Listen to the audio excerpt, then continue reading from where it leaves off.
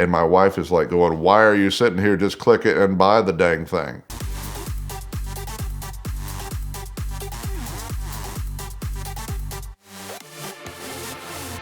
Club disc jockeying paid for everything I own. I don't smoke. I don't do drugs. I don't have any earrings, cavities, tattoos, body piercings. I'm pretty boring.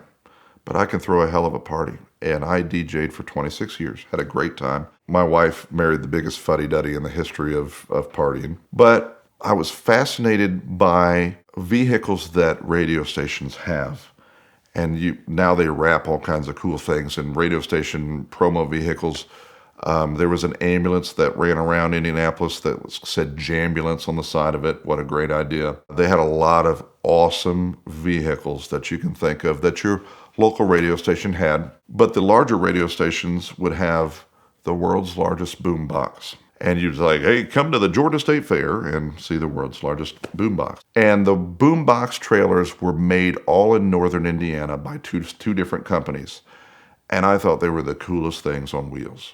Because as I became a club disc jockey and then retired, I knew car show DJs generally suck. They're generally playing way too loud and playing stuff that no one even cares about. Or they'll make announcements like, hey, Bob, come out, whatever. And they would just turn on the disc jockey voice. That's terrible.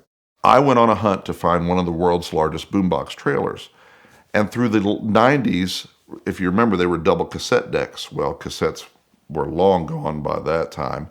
And there was no way to update these trailers to like an iPod trailer or to anything else. And they became relics of the past. Giant boombox and mobile boombox trailers just were, you could find them deteriorating out behind radio stations.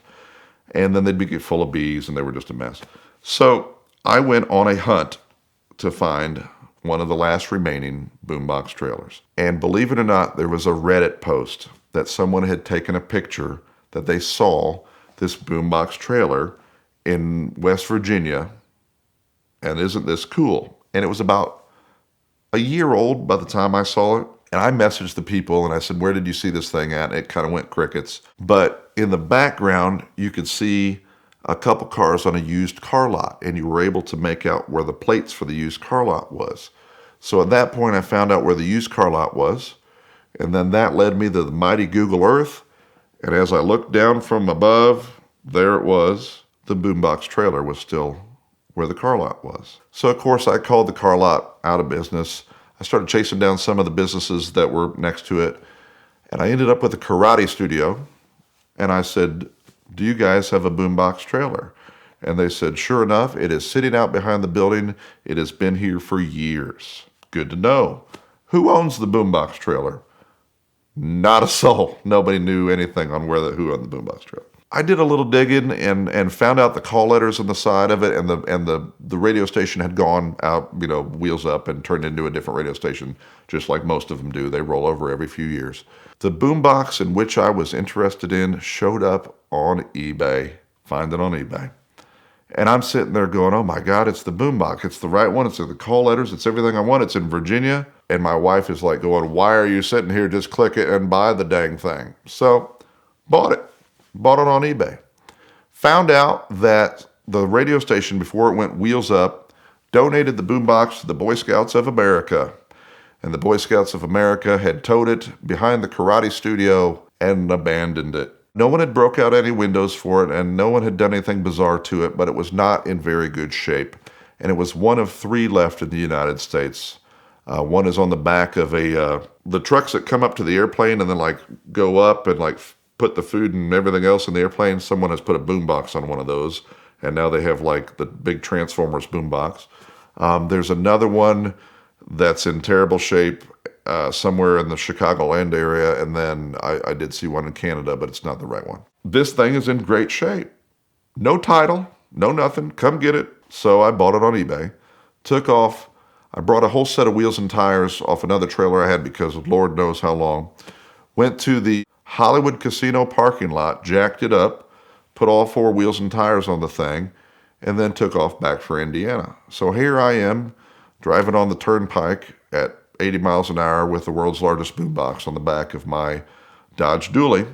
Get home and try to find the VIN numbers on this thing because we have to get a title for this guy. Someone has rhino lined over them, but they left the West Virginia license plate on the back of it. Therefore, I had the nice police officers in Indianapolis run the plate number, gave me the VIN number. Remember, we are the RV capital of the world. Had them laser engrave a license or a tag for it, put it back on it, had them come out and do a police inspection, and filed a mechanic's lien on my mighty Boombox trailer. So now I own this thing. As a disc jockey, and knowing that I'm going to end up DJing some car shows in my lifetime, I now have the mother of all cool vehicles, the Boombox trailer. Now, it smelled like death on the inside, and it needed a heavy update. I used to work at a club called Seven in Indianapolis, and it was Jermaine O'Neal's dance club. Jermaine O'Neal was an Indiana Pacer. Guess what his number was?